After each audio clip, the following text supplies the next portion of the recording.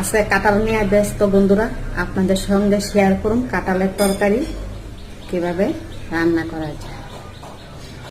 দেখতে পাচ্ছেন বন্ধুরা, আমার আস্তা কাঁঠাল আমি নিয়ে আইছি। আমার হাজব্যান্ডে কতদিন ধরে কাঁঠাল নিয়ে আইতো, খুব ইচ্ছে তো কাঁঠালের তরকারি খেতাম।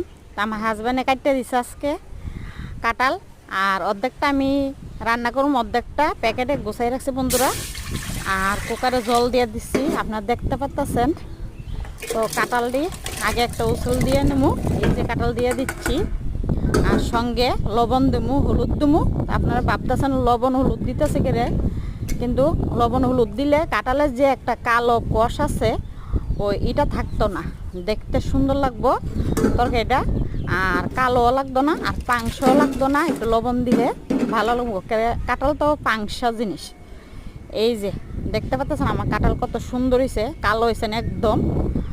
আর আমি আজকে নিরামিষ রান্না করুম, কড়াই তেল দিছি, গরম মশলা, শুকনা মরিচ, দারচিনি, পাঁচফোড়ন দিয়ে দিছি, সিদ্ধ করে রাখছি কাঁঠালগুলো দিয়ে দিচ্ছি।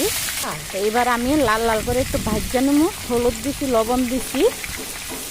তা আপনার ভাবতে পারতেছেন মানে আগে ভাজলাম আগে, কিন্তু আমরা তো তেল কম খাই, তার লাগে একসঙ্গে আমি সম্বাসের মধ্যে ভাজা নেবো, তেলটা কম লাগবো। একটু ভাজা ভাজা হইলে লাল লাল করে ভাজা নিয়ে এই দেখতে পাচ্ছেন আমার কাঁঠাল লাল হয়ে গেছে। এবার জিরা, ধনিয়া, আদা বাটা আর কাঁচা লঙ্কা দিচ্ছি, আমরা শুকনো লঙ্কা খাই না। তো এবার ভাজা হয়ে ছাড়লে এই যে মশলাটা আমি দিয়ে দিচ্ছি, এবার কিছুক্ষণ ভাজুন। আমরা বাদ ধরেন কাঁচা গন্ধ করবো, একদমই কাঁচা গন্ধ করতো না, লাল লাল করে একটু ভাজা নেবো। কিছুক্ষণ মধ্যে ভাজা হয়ে ছাড়লে আমি তারপরে দেবো, এই যে আমি সঙ্গে ডালের বড় দিতেছি একটু।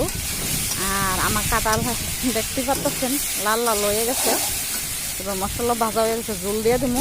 আর সিমের বিচি ভাজিয়ে সিদ্ধ করে শুকলা ফালাইয়া রাখছি, সিমের বিচিও দিয়ে দিছি, আর আলু ভাজিয়ে রাখছি, আলুও দিয়ে দিচ্ছি বন্ধুরা। তরকারিটা খুবই ভালো লাগবো এইভাবে খাইলে, সিমের বিচি দিলে একটু টেস্ট। আর লামাইবার একদম আমি একটু চিনি দিমু, ঘি দিমু, আপনারা দেখতে পাচ্ছেন। এবার দিয়ে দিচ্ছি ডালের বড়া, একটু ঝোলের মধ্যে ডালের বড়াটা দিলে ঝোলটা টাইম না লাগবো, দেখতে পাচ্ছেন।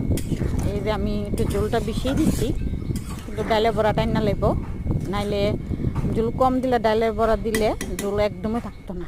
তো ঝোল ঝোল না হলে ভালো লাগে না খাইতে, কিন্তু এত বেশি না, অল্প। দেখবেন কত পুরো টাইম নাইছে, এই যে দেখতে পাচ্ছেন ঝোল টাইম নাইছে।